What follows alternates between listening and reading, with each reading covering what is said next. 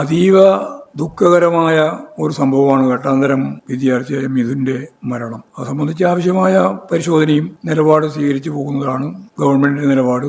ഞങ്ങളതിനോട് പൂർണ്ണമായിട്ട് യോജിക്കുകയാണ്. പാർട്ടി ഭരിച്ചാലും മറ്റു ഭരിച്ചില്ല, പാർട്ടിക്ക് ഭരിക്കാനുള്ള സ്കൂളൊന്നുമില്ല ഇവിടെ. അതായത് ജനകീയ സമിതിയാണ്, വെറുതെ ആവശ്യമില്ലാതെ രാഷ്ട്രീയത്തിലേക്ക് കടത്താൻ വേണ്ടി ശ്രമിക്കുകയാണ് മാത്രമേ ഉള്ളൂ. അതൊരു ജനകീയ സമിതിയാണ്. ആ ജനകീയ സമിതിയിൽ പാർട്ടിക്കാർ ഉൾപ്പെടെ എല്ലാവരും ഉണ്ട്.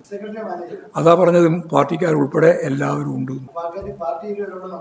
എന്തിനാണ് പാർട്ടി ഇടപെടുന്നത്?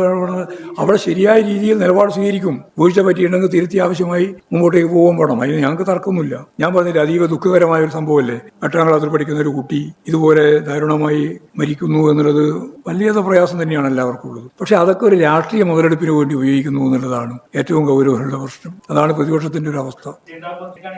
ചൂണ്ടിക്കാണിച്ചാൽ കുഴപ്പമൊന്നുമില്ല, നിങ്ങൾ പറഞ്ഞതല്ല, ചൂണ്ടിക്കാണിച്ചൊന്നല്ല പറഞ്ഞ നേരത്തെ.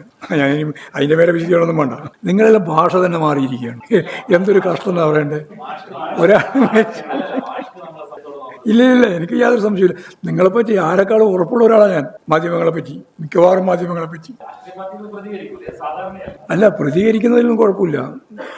അത് ഓരോ വർഷത്തിന്റെ മേലെ അവരെടുത്തുകൊണ്ടിരിക്കുന്ന നിലപാട് എല്ലാം ഒരു തരത്തിലും ഒരു വികസന പ്രവർത്തനവും നടത്താൻ അനുവദിക്കില്ല എന്ന രീതിയിൽ പറഞ്ഞു തുടങ്ങി.